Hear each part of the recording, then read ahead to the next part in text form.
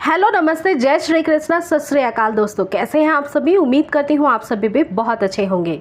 दोस्तों आज की जो घटना मैं सुनाने वाली हूँ ये मुंबई के थाने की है। विलासनगर नाम का एक जगह है जहाँ पे 12 साल की एक लड़की, जिसकी माँ भी नहीं थी, बहुत पहले वो गुजर चुकी थी, और पिता ने एक बड़े शहर में अपने भाई भाभी के पास उस छोटी सी बच्ची को सौंपा था, क्योंकि वो अच्छे से पढ़ाई कर सके, उसका फ्यूचर बहुत अच्छे से हो सके।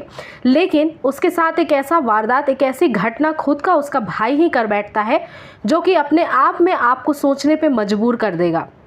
होता ये है कि एक दिन उसका भाई, जो गार्ड की नौकरी करता है, वो अपने वॉशरूम में जाता है, और जैसे कि वो हर दिन अपने रूटीन के अनुसार ड्यूटी पे जाया करता था। गार्ड की नौकरी थी और ड्यूटी उसकी चेंज होती रहती थी। वो एक दिन तैयार होने के लिए जैसे ही वॉशरूम यूज़ करने जाता है तो देखता है वॉशरूम में जगह जगह खून के छींटे पड़े हुए हैं।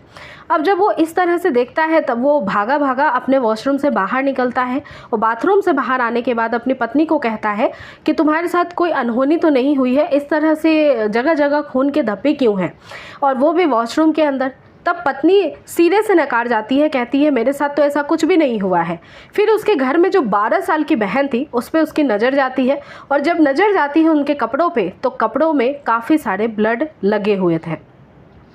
अब यहीं से उस भाई के मन में एक शक पैदा होता है। वो अपनी बहन के पास जाता है और कहता है कि तुमने किसके साथ अपना मुंह काला किया है और ये ब्लड कहाँ से आया है। उसकी बहन महज 12 साल की थी, उसके साथ क्या हो रहा था, उसको फिजिकल चेंजेस क्या क्या फेस करने पड़ रहे थे, उसको खुद भी नहीं पता था। भाभी की तरफ देखती है मायूस निगाहों से, और भाभी से भी जब पूछा जाता है कि तुम्हें पता है घर में कौन आता जाता है, किसके साथ ये इसके संबंध है, किसके साथ इसने अपना मुंह काला किया, तो भाभी भी वहाँ पे कुछ भी नहीं बोलती है। अब भाई का पारा बहुत हाई हो जाता है और भाई अपनी ही बहन को मारना पीटना शुरू कर देता है। भाई अपनी बहन को बहुत मारता है और मार पीट कर जब थक जाता है तब अपने ड्यूटी पे चला जाता है। ड्यूटी पे जाने के बाद भी उसके दिमाग में यही कीड़ा था कि मेरी बहन के साथ किसने क्या किया, उसके संबंध किसके साथ है। वो अपने घर पे कॉल लगाता है, अपनी पत्नी को कहता है कि मेरी बहन से पूछो कि किसके साथ उसके दोस्ती है या किससे उसने ये सारे काम किए हैं, किसके साथ मिलकर। भाभी कहती है कि मैंने बहुत बार पूछ लिया लेकिन उसने कुछ भी मुझे बताया नहीं है। और इसके बाद उसका गुस्सा और भी ज़्यादा बढ़ जाता है। वो ड्यूटी से वापस आता है, फिर से अपनी बहन के साथ मारपीट करना शुरू कर देता है, और ये दूसरा दिन था मारपीट का।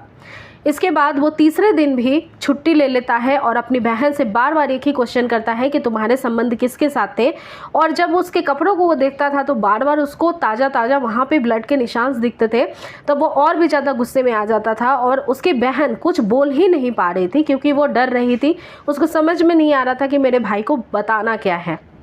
भाई समझने के लिए कुछ तैयार ही नहीं था और लगातार अपनी बहन पे प्रताड़ना से प्रताड़ना किए ही चला जा रहा था। बाद में जब वो हार गया उसको पीट पीट कर, तब उसने एक चिमटा लिया और चिमटे को गैस पे गर्म किया और बोला कि अब अगर मुंह नहीं खोलोगी तो तुम्हारा जवान खींच लूँगा, मैं इस जवान को ही जला दूंगा। अब वो लड़की और भी डर गई, सहम गई, कुछ भी नहीं बोल रही थी। और उसके बाद उसका भाई इसी गर्म चिमटे से उसके शरीर में कई जगहों पे दागना शुरू कर देता है। जब उसको निशान पड़ने लगते हैं, दर्द होती है, पीड़ा होती है, तब भी जब वो कुछ भी नहीं बताती है तब फिर से उसका भाई उसके साथ मारपीट करता है।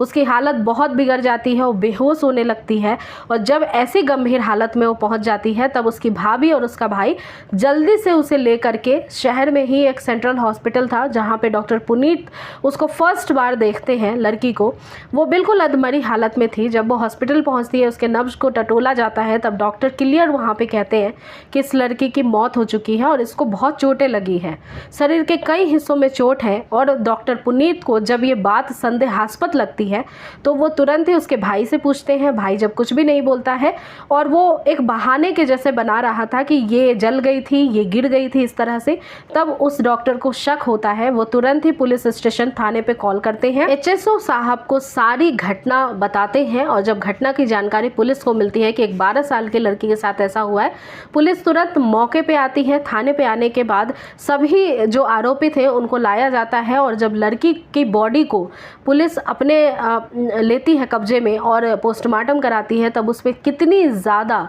बर्बरता हुई थी वो सबको सामने आता है। फिर उसके भाई से जब पूछा जाता है तब भाई भी अपना मुंह खोलता है कि मेरी बहन के किसी के साथ संबंध थे, इसका शक था मुझे, जिसकी वजह से मैंने उसकी ऐसी हालत कर दी। बहरहाल मुकदमा दर्ज कराया जाता है, दोनों को अरेस्ट किया जाता है। एक पुलिस की टीम उसके भाई की मनोदशा को समझने के लिए उसका चिकित्सा भी करती है। लेकिन यह अपने आप में एक ऐसी कहानी है जिसे सोच करके भी एक 12 साल की लड़की की पीड़ा को समझा जा सकता है। एक 12 साल की लड़की जिसे कुछ भी पता नहीं है, जिसके माँ नहीं है, उसको पता नहीं है कि फिजिकल चेंजेस क्या होते हैं, और ये चेंजेस होना भी बहुत ज़रूरी है क्योंकि इसी से सृष्टि में जो भी बच्चे पैदा होते हैं, सृष्टि का निर्माण, सृष्टि आगे बढ़ती है, वो सब कुछ ये भगवान का देन है। और वो लड़की जब कुछ भी नहीं बोल पाती है तो उसकी भाभी को भी ये भावना समझनी चाहिए। वो समझ सकती थी, वो जान सकती थी, लेकिन फिर भी उसने कोशिश नहीं की। और उसका भाई जो कि इस तरह से बिहेव करता है, वो अपनी बहन को लेकर के इतना ज़्यादा शक्की होता है क्योंकि उसके पिताजी ने बोला था कि उसकी बहन का पूरा ध्यान रखना, तो वो ध्यान भी कुछ इस तरह से रखता है जिसमें बहन की मदद नहीं कर पाता है। अगर वो शुरुआती में ही अपनी बहन से काफ़ी अच्छे से नरमी से पेश आता या फिर उसे किसी डॉक्टर के पास लेकर के जाता तो उसके भाई को भी समझ में आ जाता कि बहन के साथ हो क्या रहा है। और ये एक नेचुरल प्रोसेस है, तो हर किसी को इस चीज़ को समझना चाहिए। अगर उसके घर में कोई बड़ी बुजुर्ग महिला नहीं है और कोई ऐसी बच्ची है जिसके साथ ऐसा पहला बार हुआ है, तब आपको पता होना चाहिए कि ये एक नेचुरल प्रोसेस है, हर फीमेल को इससे गुजरना ही पड़ता है और ये बहुत ज़रूरी भी है। जिसको पीरियड्स नहीं आते हैं उनको माँ बनने का भी सुख नहीं मिलता है। तो उम्मीद करती हूँ सारे ही आरोपियों को पकड़ लिया गया है, बहुत जल्दी इनको सज़ा भी मिल जाएगी। लेकिन ऐसी कहानियाँ जब सुनते हैं तब सच में सोचने पे मजबूर हो जाते हैं।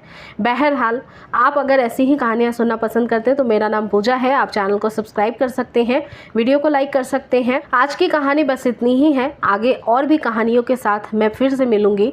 तो तब तक के लिए चैनल को ज़रूर सब्सक्राइब कर लें, नोटिफिकेशन बेल को ऑन करें, अपना और अपने परिवार का पूरा ध्यान रखें। Thanks for watching.